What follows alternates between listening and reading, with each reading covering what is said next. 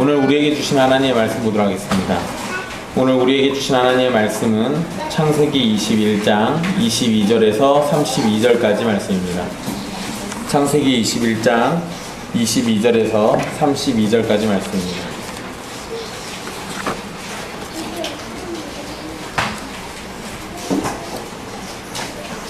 귀하신 하나님의 말씀 받들어서 읽도록 하겠습니다.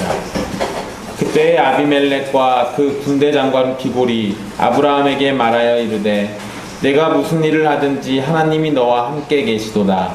그런즉 너는 나와 내 아들과 내 손자에게 거짓되이 행하지 아니하기를 이제 여기서 하나님을 가리켜 내게 맹세하라.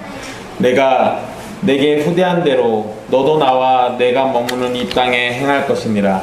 아브라함이 이르되 내가 맹세하리라 하고 아비멜렉의 종들이 아브라함의 우물을 빼앗은 일에 관하여 아브라함이 아비멜렉을 책망하매 아비멜렉이 이르되 누가 그리하였는지 내가 알지 못하노라. 너도 내게 알리지 아니하였고 나도 듣지 못하였더니 오늘에야 들었노라. 아브라함이 양과 소를 가져다가 아비멜렉에게 주고 두 사람이 서로 언약을 세우니라. 아브라함이 7 암양 새끼를 따로 놓으니 아비멜렉이 아브라함에게 이르되 이 7 암양 새끼를 따로 놓으면 어찌미냐. 아브라함이 이르되 너는 내 손에서 이 암양 새끼 7을 받아 내가 이 우물 판 증거를 삼으라 하고 두 사람이 거기서 서로 맹세하였으므로 그곳을 부엘세바라 이름하였더라. 그들이 부엘세바에서 언약을 세우매 아비멜렉과 그 군대 장관 비골은 떠나 블레셋 사람의 땅으로 돌아갔고 아브라함은 부엘세바에 에셀나무를 심고 거기서 영원하신 여호와의 이름을 불렀으며 그가 블레셋 사람의 땅에서 여러 날을 지냈더라. 아멘. 이 말씀은 살아계신 하나님의 말씀입니다.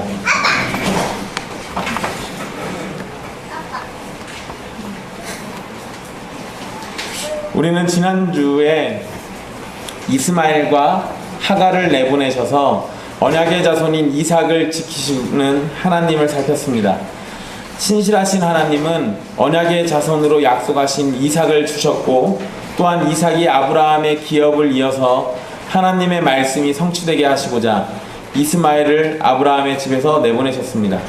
비록 아브라함의 집에서 이스마엘과 하갈은 쫓겨나게 되었지만 신실하신 하나님은 이전에 하갈에게 하셨던 약속을 기억하시고 그 약속을 따라서 이스마엘이 죽지 않고 살 수 있도록 돌보셨습니다.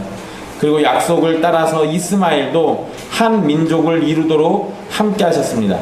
우리는 아담을 향하신 하나님의 약속에서부터 지금까지 변함없이 자신의 약속을 지키시는 신실하신 하나님을 성경을 통해서 보게 됩니다.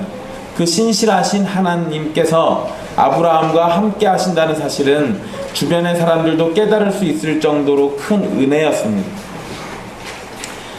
오늘 바로 그러한 은혜 속에서 벌어진 사건을 살펴보고자 합니다. 오늘 말씀에는 이전에 등장했던 아비멜렉 왕이 다시 등장합니다. 아비멜렉은 군대 장관 비골과 함께 아브라함을 방문했습니다.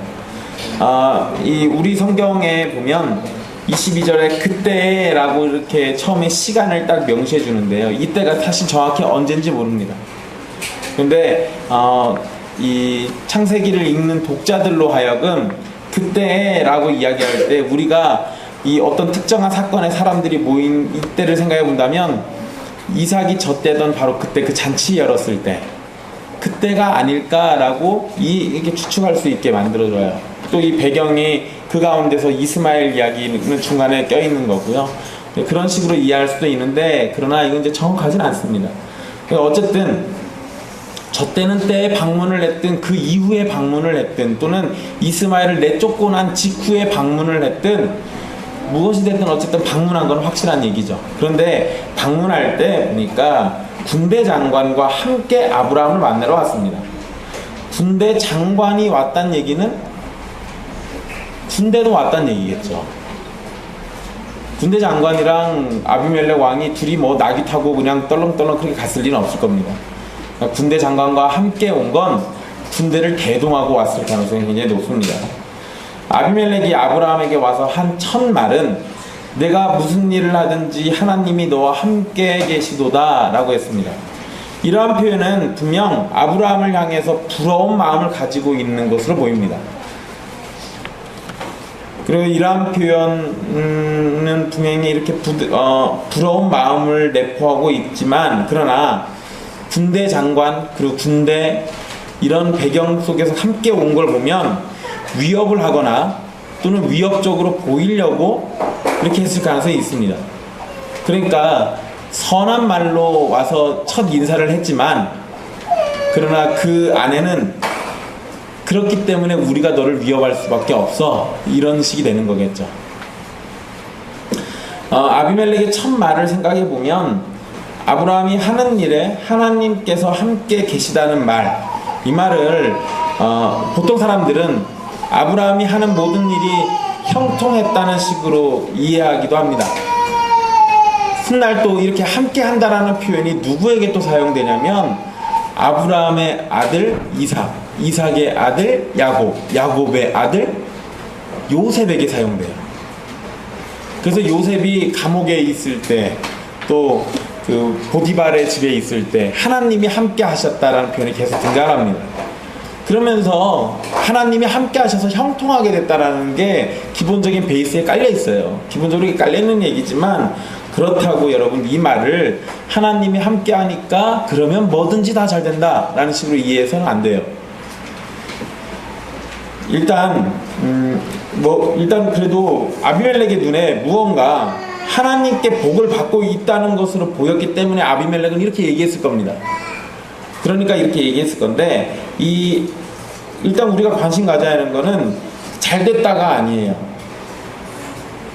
무슨 일을 하든지 하나님이 너와 함께 하신다 했을 때 그냥 무슨 일을 하든지 뭐든 다 잘 됐구나, 이게 아니라 아비멜렉의 첫 말의 핵심은 하나님이 아브라함과 함께 계시다라는 겁니다. 함께 계신다. 그런데 여러분, 우리는 지난 시간에도 이 하나님이 함께 하셨다라는 표현을 본 적이 있습니다. 하나님이 이스마엘과 함께 하셨어요. 그러죠? 그런데 이스마엘과 함께 한 것과 아브라함과 함께 한 거는 단어가 달라요. 우리 한글 성경은 그냥 같이 써놨는데요, 이 원문의 의미가 완전히 다릅니다. 이스마엘과 함께 하셨다라고 했을 때 그 함께는 장소적 개념이에요. 그러니까 이스마엘이 있는 곳에 하나님이 그냥 그 장소에 같이 계신 거예요. 장소에 같이 계신 겁니다. 그래서 여러분, 우리가 하나님은 무소부재하시다, 안 계신 장소가 없다, 이거 생각해보면 저건 사실 별것도 아닌 거죠. 그렇지만 하나님이 이스마엘과 함께 하신 이유, 저렇게 성경에 굳이 써놓은 이유가 있죠. 하나님이 하갈에게 한 약속, 또 이스마엘을 큰 민족을 이루게 해주겠다고 아브라함에게 한 그 약속 때문에 이스마엘이 있는 그 자리에 하나님이 함께 하셨어요. 그러면서 이스마엘을 돌보신 거죠. 저건 분명히 돌보신 겁니다. 그런데 아브라함과 함께 했다라고 할 때 아비멜렉이 한 이 함께는 관계의 의미가 있어요. 장소의 의미가 있는 게 아니고 관계입니다. 관계. 여러분, 우리 그런 거 있잖아요. 이렇게 막 누가 슬픈 사람이 있으면 옆에서 위로할 때 뭐라고 합니까? 내가 너랑 항상 함께 할게, 이러잖아요. 그러면은 그 얘기는 24시간 안 떨어지고 딱 붙어가지고 다닌다는 얘기입니까? 그 얘기가 아니죠. 내 마음은 너에게 향해 있고 나는 너의 편이고, 이런 관계를 얘기하는 거예요. 관계를 얘기하는 거예요. 그러니까 아브라함에게 이 아비멜렉이 쓴 단어는 하나님이 관계적으로 함께 있다는 겁니다. 이거는 장소에 함께 있는 것보다 훨씬 더 깊은 관계겠죠. 하나님께서 이전에 아브라함에게 이스마엘도 큰 민족을 이루게 해주시겠다고 약속을 하셨고, 그 약속을 위해서 이스마엘과 함께, 이스마엘이 자라는 동안 함께 계셨습니다. 그러나 아브라함과 이삭과 그리고 이삭의 후손들에게는 이스마엘과 확실히 구별되는 약속을 하세요. 이건 이전에도 계속 말씀드린 건데, 이스마엘도 큰 민족을 이루고 아브라함의 자손들도 큰 민족을 이룹니다. 그러니까 이삭이 낳은 자손들도 큰 민족을 이루게 돼 있어요. 그런데 창세기 17장 8절에서 하나님이 아브라함과 이삭의 후손들에게는 이런 말을 쓰세요. 나는 그들의 하나님이 되리라요. 나는 그들을 큰 민족이 되게 해주겠다, 여기서 끝나는 게 아니라 나는 그들의 하나님이 되리라. 관계죠. 관계를 얘기해요. 관계. 이 굉장히 중요한 겁니다. 굉장히 중요한 거예요. 하나님의 말씀은 아브라함과 기업을 이을 이삭에게는 아주 친밀한 관계 속에서 함께 계신다는 겁니다. 아비멜렉은 바로 그러한 점을 본 거예요.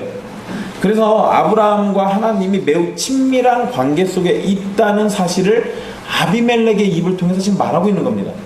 그런데 아비멜렉이 도대체 어떠한 점들 때문에 어떠한 일들을 보고 하나님께서 함께 하신다고 이야기를 했는지에 대해서 성경은 자세히 얘기하지 않습니다. 그렇지만 아비멜렉이 이런 말을 썼죠. 내가 무슨 일을 하든지 이 말을 해서 보면 이 아브라함이 하는 모든 일은 다 하나님이 함께 하셨다라고 보이기가 쉬워요. 그래서 이전에 아비멜렉과 관련된 사건부터 생각해 보시면 돼요. 사라와의 사건 때문에 아비멜렉과 그 집안이 불임이 됐었죠. 그 배경 속에서 아브라함이 기도하니까 이거 해결됐잖아요. 또 이삭의 출생, 아니 어떻게 100살 먹은 할아버지가, 100살 먹은 할아버지는 애 낳을 수 있다고 쳐도 90살 먹은 할머니가 어떻게 애를, 근데 애기가 나왔어요. 그러니까 신기한 일이죠.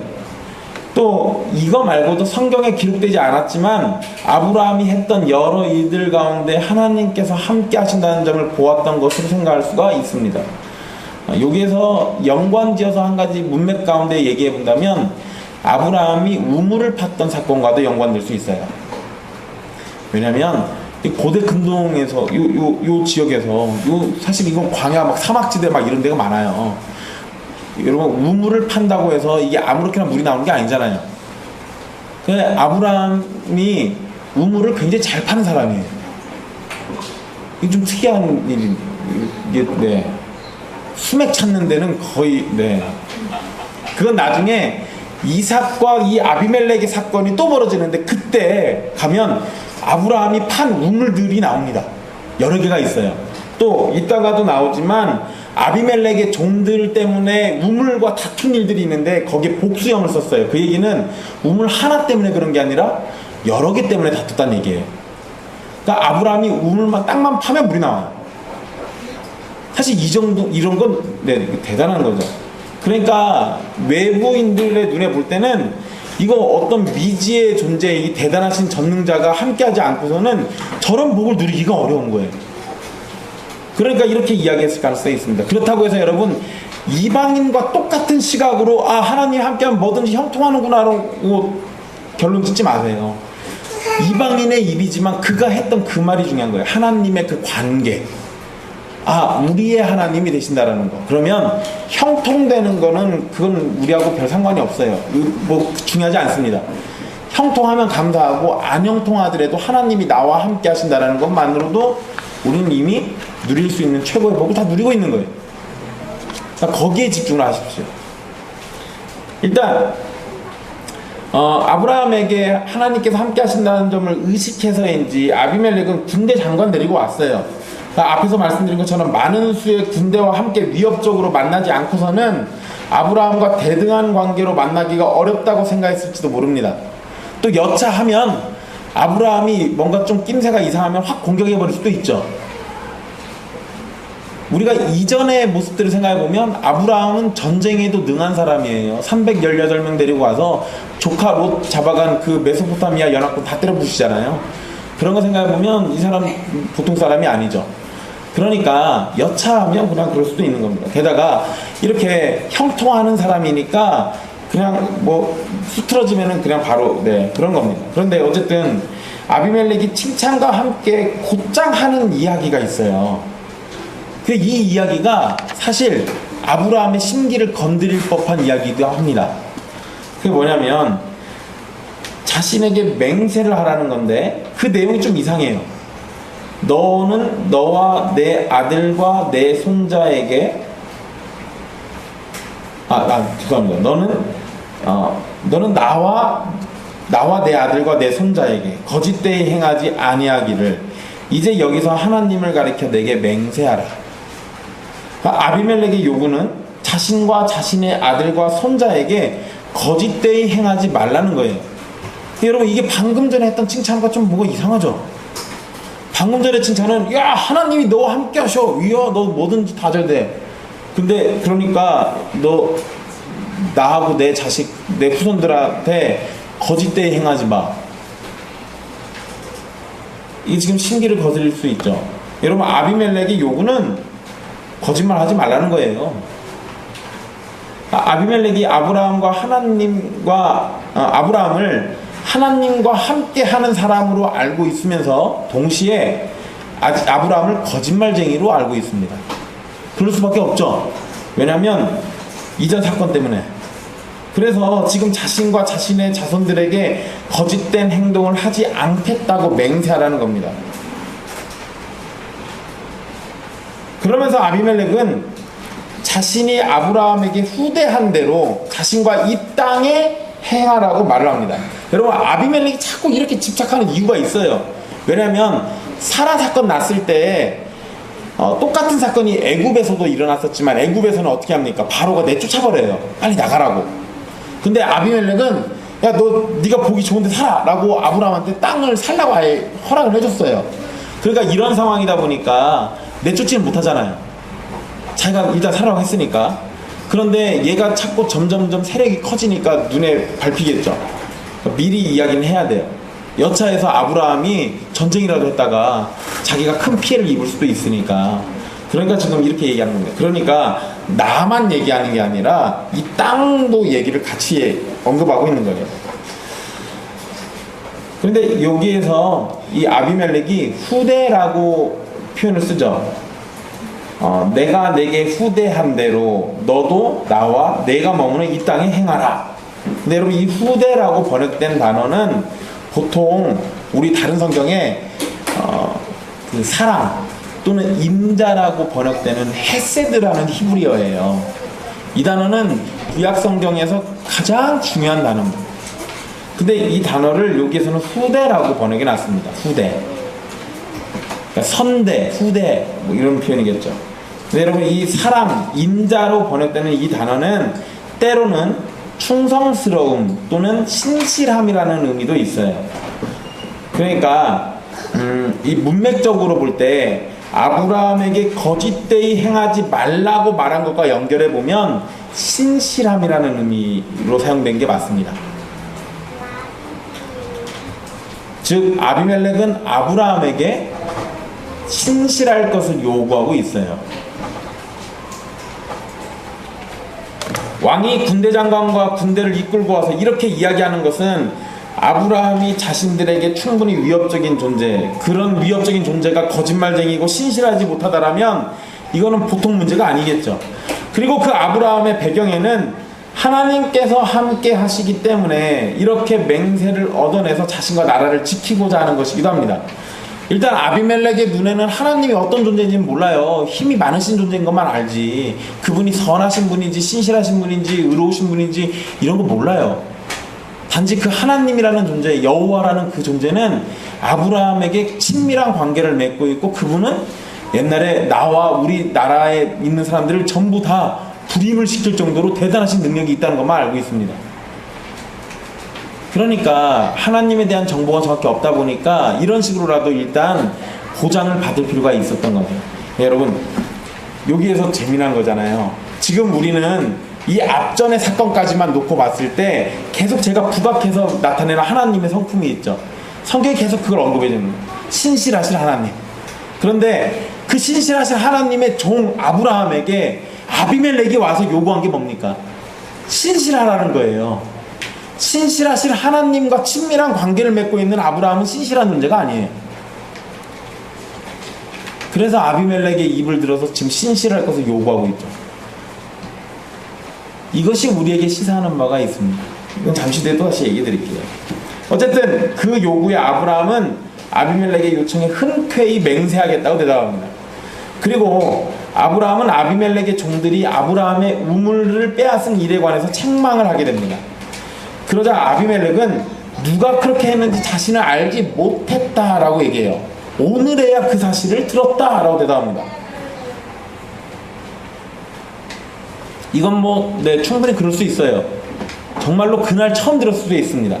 그런데 군대 장관을 끌고 온 거 보면 뭔가 캥기는 게 있어가지고 이랬을 수 있죠. 뭔가 좀 뒤가 좀 그래요. 뭔가 마음이 찝찝한 게 있으니까 군대 장관이랑 군대들 끌고 와가지고 얘기했을 수 있어요. 그 얘기는 아비멜렉이 이 우물 사건을 이전에 알았을 가능성도 있다라는 겁니다. 그런데 일단 뭐 그거는 우리가 추측할 수밖에 없는 거니까 그냥 있는 대로 본다면 아비멜렉도 오늘 처음 아는 걸 수도 있어요. 그러자 이 아비멜렉이 그렇게 나도 오늘 처음 알았고 너도 오늘 처음 얘기하지 않았냐? 오늘에 들었다 라고 얘기합니다. 이러고 나서 아브라함이 더 얘기하지 않습니다. 더 다른 얘기하지 않고요. 바로 이 아브라함이 양과 소를 가져다가 언약을 준비합니다. 이 양과 소를 가져다가 아비멜렉에게 주고 서로 언약을 세웠다라고 이렇게 성경은 기록하고 있는데요.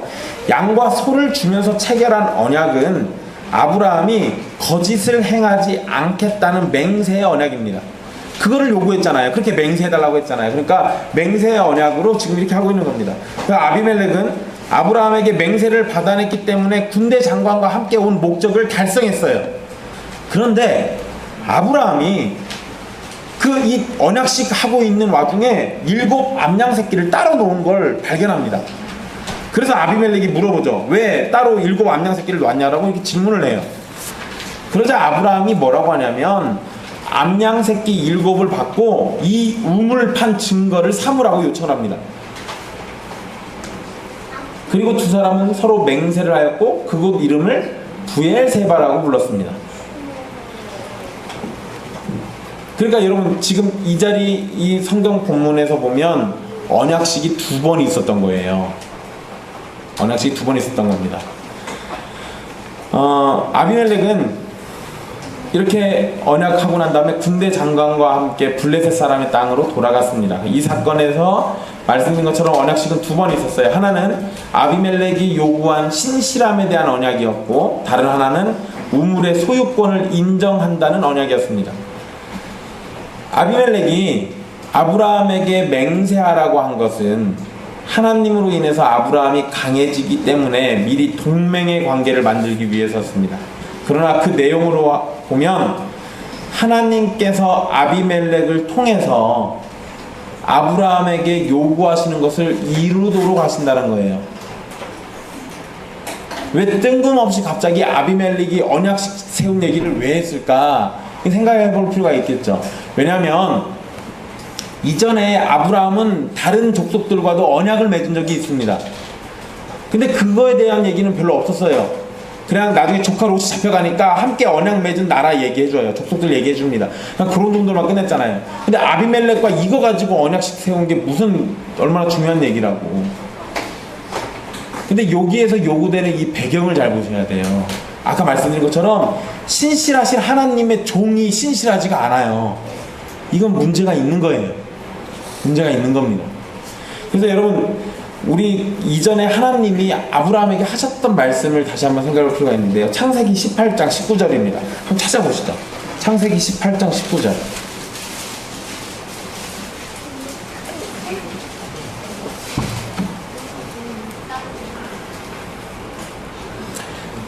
창세기 18장 16절에서부터 그 이후에 보면 뭐 우리가 전에 살핀 것처럼 그 소돔성의 의인이 10명 있는가 이거 이야기한 사건인데요. 그 바로 배경 그 앞에 하나님이 아브라함을 부르신 이유를 얘기해줘요. 그러면서 18절에서부터 나오는데요. 아브라함은 강대한 나라가 되고 천하 만민은 그로 말미암아 복을 받게 될 것이 아니냐.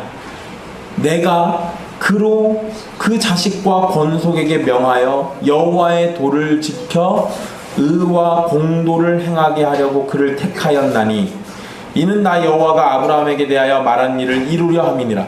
여러분 하나님이 아브라함을 부르신 주된 이유가 여호와의 도를 지켜 의와 공도를 행하게 하려는 거예요. 그런데 지금껏 아브라함의 모습을 보면 여호와의 도를 지켜 의와 공도를 행하는 것과는 굉장히 거리가 멉니다.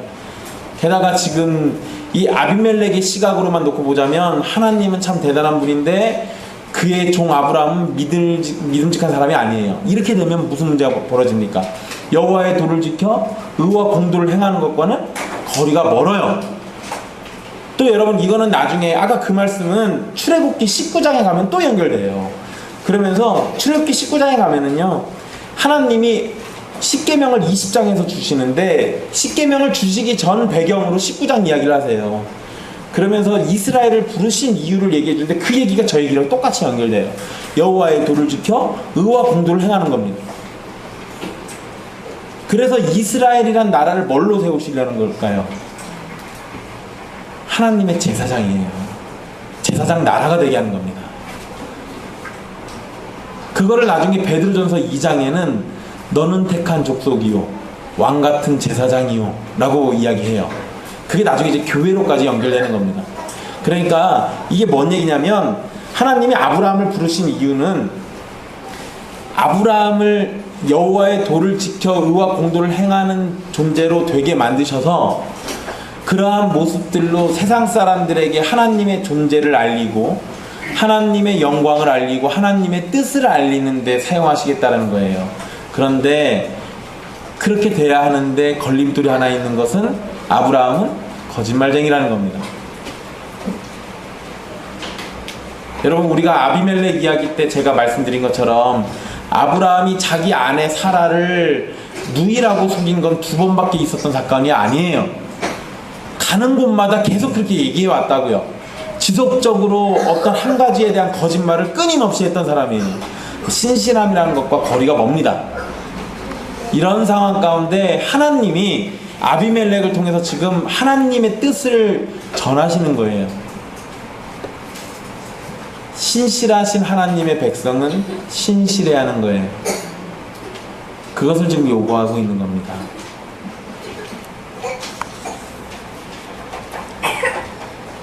아브라함이 거짓되이 행동하는 사람으로 가나안 땅에서 계속 여겨진다면 하나님의 부르심과 반대되는 결과입니다.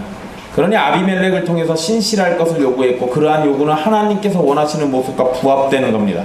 딱 맞아 떨어져요. 또한 아브라함은 아들 이삭을 바치라는 명령을 또 받게 되죠. 사람들 앞에서 신실하지 못한 사람이 하나님 앞에서 신실한 모습을 가진다는 것은 모순입니다. 작은 선을 행하지 못하는 사람이 큰 선을 행할 수 없어요. 작은 일에 충성하지 않는 사람이 큰 일에 충성하지 않습니다. 그러니까 이거는요, 아비멜렉의 이 모습은 아브라함으로 하여금 더 큰 하나님의 뜻을 성취하게 하는 데 있어서 그 기본이에요. 그렇게 돼가는 겁니다. 그렇게 아비멜렉이 요구한 맹세는 아브라함으로 하여금 신실한 사람으로 성장하도록 돕는 하나님의 손길입니다. 또한 아브라함이 우물에 대한 소유권을 주장할 수 있는 것은 또 다른 이야기가 되는데요. 이건 훗날 가나안 땅에 대한 소유권을 주장할 수 있는 첫 시작이 됩니다. 아비멜렉은 떠나고 아브라함은 부엘세바의 그 우물 그 자리에 이름을 부엘세바라고 불렀고요. 또 에셀 나무를 심고 영원하신 여호와의 이름을 불렀다라고 성경 기록하고 있습니다. 우리는 이 부분에서 아브라함이 한 행동에 집중할 필요가 있는데요. 아비멜렉과 언약을 체결하면서 우물에 대한 소유권을 확보한 아브라함은 그곳에 나무를 심었습니다. 그러면 그 나무는 누구 겁니까? 심은 사람 거죠. 아브라함 거예요. 나무는 어디에다 심어야 하죠? 그냥 대충 아무 데나 심으면 될까요? 아니요. 좋은 땅에다 심어야죠. 나무가 잘 자라기에 좋은 땅이 어디입니까? 우리 집에 시냇가에 심은 나무예요. 물이 있어야 돼요. 여러분, 여기 광야 지역이니까 햇빛 비치는 거는 걱정 없습니다. 너무 많이 비쳐서 문제예요. 여기에서 꼭 필요한 건 뭡니까? 물이에요. 물. 그냥 아브라함이 우물 곁에다가 에셀 나무를 심었다라는 거는 거기에 지속적으로 뭐가 공급될 걸 믿는 거예요. 물이 공급될 걸 믿는 겁니다. 근데 여러분, 이거는요 구약 성경에 전체적으로 관통되는 얘기인데요. 여러분, 구약 성경에 있다가 무슨 물 얘기가 나오면 이거 하나님의 은혜구나 라고 대충 생각하시면 거의 다 맞습니다. 만약에 물이 없다 이러면 뭐가 없다고 생각하시면 돼요? 하나님의 은혜가 없다 생각하시면 돼요. 예를 하나 들어드리면 예레미야가 왕한테 쓴소리 했다가 왕이 예레미야를 구덩이에다 던져버려요. 근데 그때 그 구덩이를 뭐라고 부르냐면 물이 마른 구덩이라고 해요. 물이 마른 웅덩이라고 표현합니다. 그러니까 거기에는 원래 물이 있었어야 하는데 물이 없는 거예요. 그 자리는 뭐가 없는 겁니까? 하나님의 은혜가 없는 거, 그걸 상징해요. 그렇다고 해서 정말 하나님의 은혜가 없냐? 아니요. 이스라엘 사람들의 배경에는 물이 없는 웅덩이나 하나님의 은혜가 없는 자리니까 거기서 죽어버리라고 던진 건데, 예레미야는 거기서 살아서 나와요. 하나님의 은혜가 거기에 임하는 겁니다. 또 비슷한 얘기가 창세기에도 나오죠. 요셉을 다른 형들이 웅덩이에다 집어넣어요. 웅덩이에 뭐가 없었을까요? 물이 없어요. 하나님의 은혜가 마치 그 자리에 없는 것처럼. 그런데 거기서 건짐을 받아가지고 다른 지역으로 가게 되죠. 그 모든 배경이 다 하나님의 은혜 속에서 일어나요. 그러니까 여러분, 구약성경에서 물이 등장하면 이거는 하나님의 은혜와 연결된 어떤 이야기일 거다라고 생각하면 거의 다 맞습니다. 그러니까 이게 똑같은 거예요. 여기 지금 우물을 파고 거기에다 나무를 심고 물이 계속 공급될 거를 기대하고 있다는 얘기는, 여기에는 하나님의 은혜가 계속해서 임할 거다라는 것이 이 배경 속에 심겨져 있는 겁니다. 게다가 우물이 이제부터 누구 거예요? 아브라함 겁니다. 근데 거기에다가 나무도 심었어요. 이 나무도 역시 아브라함 거죠. 이제 그 우물이 있는 그 지역은 그냥 아브라함 거예요. 거기에 지속적으로 계속 물이 공급될 것을, 그런 환경을 지금 바라고 있는 거죠. 하나님이 그렇게 해주실 거라고 믿고 있는 거예요. 그래서 여러분, 나중에 이스라엘 백성들이 가나안 땅을 다시 점령했을 때 이스라엘 땅 전체를 부르는 이 흔히 쓰는 관용어가 있습니다. 단에서부터 부엘세바까지, 또는 부엘세바에서 단까지예요. 근데 그 한 축이 되는 가장 최남단이 바로 부엘세바 여기예요. 여기를 누가 제일 먼저 산 겁니까? 아브라함이 샀다고요. 이 땅 아브라함 거예요.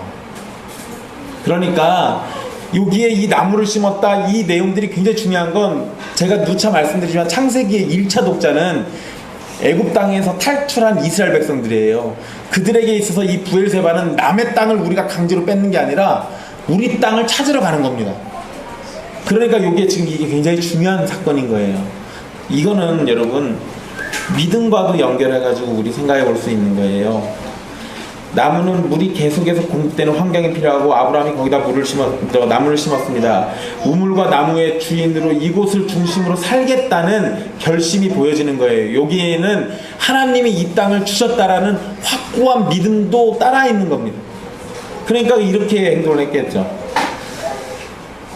나무는 부엘세바에서 하나님의 계속되는 공급하심을 상징하게 될 겁니다. 하나님께서 아브라함과 함께 하시는 이상 에셀나무는 계속해서 물을 공급받고 자라며 살 수 있게 됩니다. 하나님께서 아브라함과 함께 하신다는 사실은 이방 나라의 왕인 아비멜렉을 통해서 이미 확인된 일이죠. 이제 아브라함은 확인된 그 일을 더욱 신뢰하면서 하나님께서 은혜를 베푸시는 것을 경험하며 살면 되는 겁니다. 그렇다고 여러분, 단순히 하나님의 은혜만을 받는 게 아니죠. 아브라함이 나무를 심고 거기서 영원하신 여호와의 이름을 불렀습니다. 아브라함이 누리는 모든 것들은 하나님께서 함께 하심으로부터 온 것들입니다. 그러한 점들을 이방인들조차도 확인할 수 있을 정도였죠. 그렇기에 아브라함은 자신에게 복을 주시는 하나님의 이름을 불렀어요. 하나님을 예배하고 하나님을 증거했다라는 거죠. 그런데 아브라함이 여호와를 영원하신 분이라고 부릅니다. 이러한 표현도 사실 매우 중요한 것이요, 아브라함과 함께 하시는 바로 이 하나님은 영원하신 여호와이시기 때문에 그렇게 아브라함만이 아니라 아브라함의 모든 후손에게도 복을 주시고 지키시며 은혜 베푸실 수 있는 분이심을 이야기하는 겁니다. 그리고 사도 바울은 이 아브라함의 후손을 누구라고 얘기합니까? 육체의 할례를 받은 이스라엘이 아브라함의 후손이 아니라 영적 할례를 받은 영적 이스라엘이 아브라함의 후손이라고 얘기해요. 즉 우리가 아브라함의 후손이고, 아브라함이 부른 그 영원하신 하나님이 우리의 하나님입니다. 나는 그들의 하나님이 되겠다라고 얘기하셨던 그 하나님이 우리의 하나님이 되시겠다라고 얘기하신 거예요. 그것과 지금 연결되는 내용들이 쭉 여기 언급되어 있는 겁니다. 아브라함은 과거에 잘못을 저지르면서 아비멜렉에게 신뢰받지 못할 사람으로 인식됐습니다. 그러나 하나님께서 아브라함과 함께 하신다는 사실을 깨달은 아비멜렉은 아브라함에게 신실할 것을 약속해달라고 요청해 왔습니다. 아브라함의 세력이 커지고 힘이 커지는 것은 충분히 위협적일 수 있습니다. 이전에 거짓말을 했던 적이 있으니 그것을 핑계 삼아 아브라함을 공격하고 죽일 수도 있었을 겁니다. 그러나 하나님께서 함께 하신다는 사실은 아비멜렉의 악한 생각을 억누르도록 해줍니다. 이 사람 건드리면 안 되는 사람이에요. 심지어 하나님이 아브라함을 뭐라 불렀습니까? 하나님의 선지자라고 불렀어요. 그러니까 함부로 건드리면 안 되죠. 여러분, 적극적인 행동이 보이지 않는다 할지라도 하나님의 도우심과 보호하심은 아브라함을 떠나지 않고 있는 겁니다. 언약을 따라서 이삭이 태어나고 약속을 따라서 계속해서 자신이 보호를 받고 있음을 통해서 아브라함의 믿음은 점차 자라나고 있는 겁니다. 그리고 그에 대한 반응으로 계속되는 공급을 상징하는 나무를 심고 영원하신 여호와의 이름을 부를 수 있었습니다. 아브라함이 영적으로 더욱 성장한 모습을 볼 수 있는데 이 모든 것은 언약을 신실하게 지키시며 능력으로 돌보시는 하나님의 존재를 경험하면서 되어진 일입니다. 여러분, 믿음이 자라기를 원하십니까? 그렇다면 하나님을 알아가면 됩니다. 아브라함에겐 성경책이 없었어요. 그런데 아브라함이 어떻게 해서 믿음이 자라나게 되는 겁니까? 성경의 내용을 잘 보면 아브라함은 점차적으로 하나님을 아는 지식에서 자라나고 있는 거예요. 하나님을 아니까 믿음이 자라나요. 아브라함이 하나님의 성품을 알아갈수록 믿음이 자라난 것처럼 우리들도 하나님을 알아가면 우리의 믿음이 자라나게 됩니다. 그러면 여러분, 어떻게 해야 하나님을 알 수 있을까요? 가장 간단한 답은 성경을 보면 됩니다. 성경 보면 돼요. 성경이 아니고서는 하나님에 대한 지식을 얻을 수 없습니다. 그런데 여러분, 좀 더 깊은 답을 제시한다면 예수님께서 제자 빌립에게 하신 말씀이 답이 될 겁니다. 예수께서 이르시되 빌립아, 내가 이렇게 오래 너희와 함께 있으되 내가 나를 알지 못하느냐? 나를 본 자는 아버지를 보았고 아버지를 보았거늘 어찌하여 아버지를 보이라 하느냐? 여러분, 이 말씀을 따라 생각해 본다면 예수 그리스도를 통해서 하나님의 성품을 볼 수 있고 예수 그리스도를 통해서 하나님의 사랑을 알 수 있습니다. 예수 그리스도를 통하면 눈에 보이진 않지만 확실히 계시된 하나님을 아는 지식을 얻을 수 있어요. 역시 여러분, 근데 그 예수님을 아는 것, 예수님을 통하는 것도 성경 말씀에 다 돼 있어요.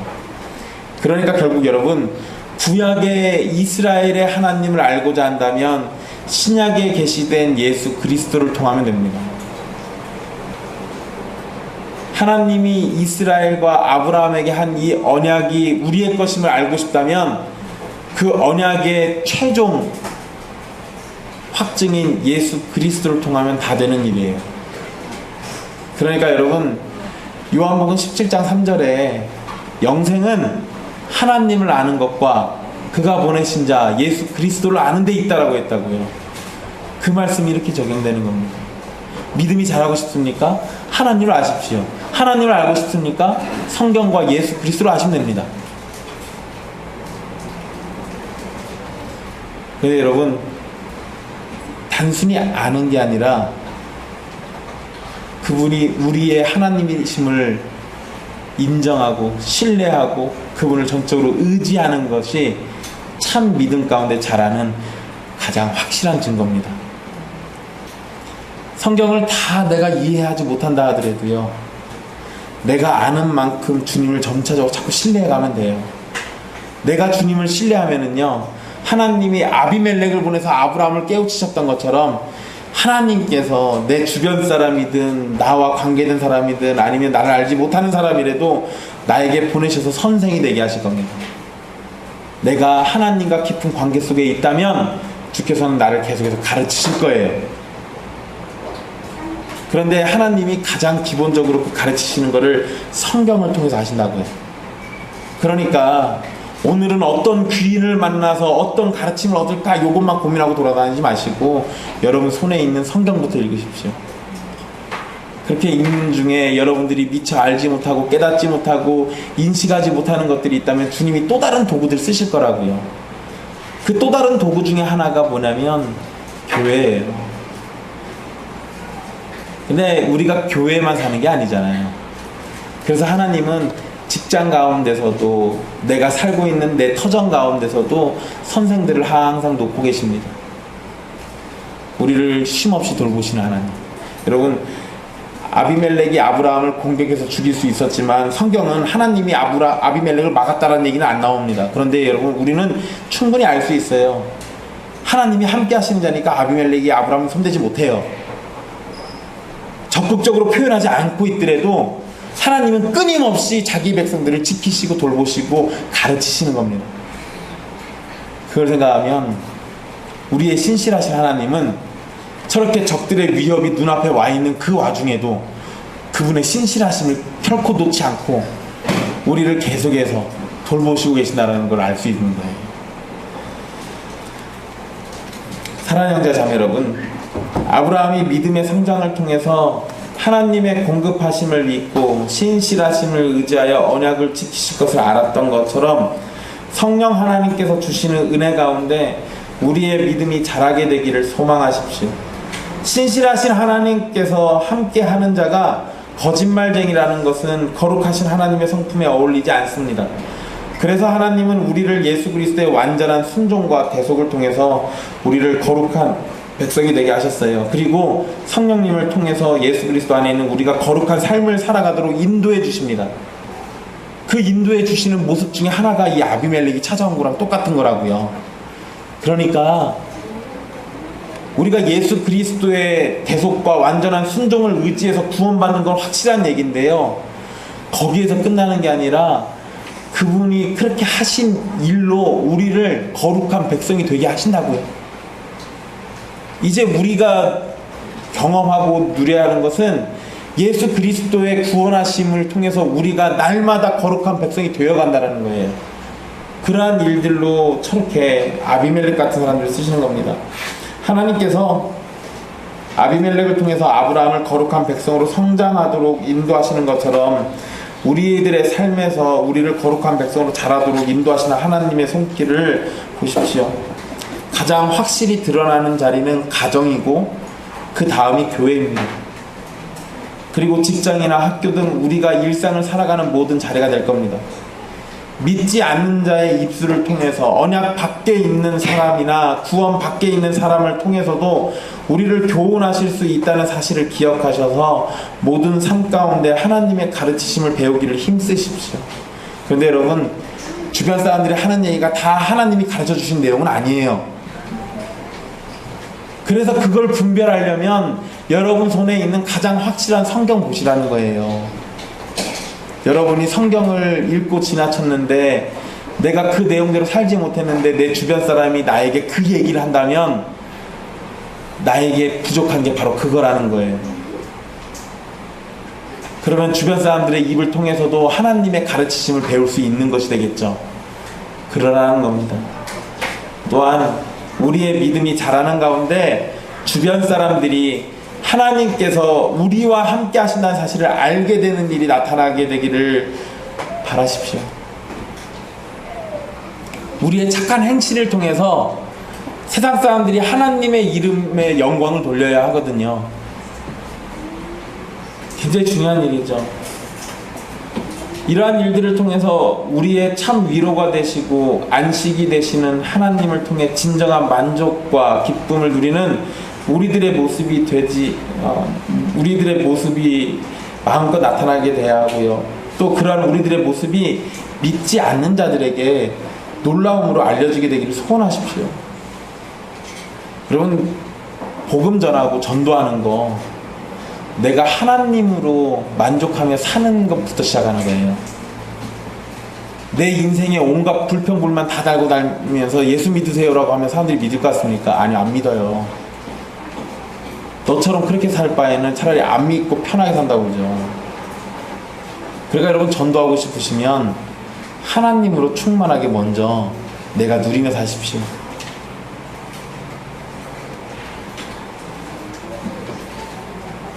그리고 그렇게 내가 또 여러분들이 주님으로 만족하며 살 때 우리들의 입술을 열어 주의 이름을 부르며 우리의 하나님 되심을 노래하게 되기를 소망하십시오. 그러한 모습들이 하나씩 하나씩 주변 사람들에게 비춰져 갈 때 그 주변 사람들은 우리로 하여금 하나님의 선하심을 알게 되고 그분의 사랑을 알게 되고 그분의 구원하심을 알게 될 겁니다. 그것이 전도의 가장 기본인 거예요. 사랑하는 형제자매 여러분, 한 주 동안도 믿음 안에서 자라나기를 간절히 소망하십시오. 저와 여러분의 모습이 날마다 자라나서 하나님의 기쁨이 되기를 소망합니다. 기도하겠습니다.